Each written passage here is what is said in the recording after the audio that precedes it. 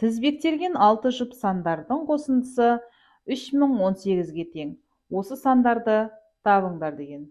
Тізбектелген 6 жұп санның қосындысы 3018-ге тең дейді. Онда бірінші біздің санымыз x деп алады. Екінші x қосылған 2, қосылған x қосылған 4, қосылған x қосылған 6, x қосылған 8, x қосылған 10 тең 3018-ге дейік. Ал енді санайық. 1, 2, 3, 4, 5, 6. 6-мыз шықты міне. Ал енді біз теңдеуді шешейік. X-тарды қосып шығайық бір-біріне. X 1, 2, 3, 4, 5, 6. 6x тең 3018 дейік.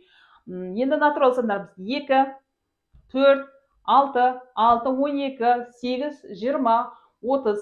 30-ды азайтамыз. 3018-ден 30-ды азайтатын болсақ, 2988 болады. X тең 2988-ді енді біз неге бөлеміз? 2988-ді 6-ға бөлеміз. 6-ға бөлейік.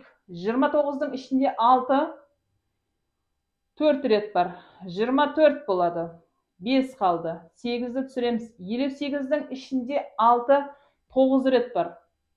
54 4 қалды. 48-дің ішінде 8 рет бар. 498 саны екен бірінші.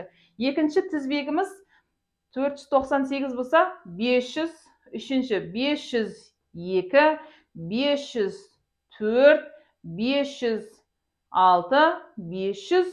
508, 498, 500, 502, 504, 506, 508 деген 6 тізбегіміз осылай шығады.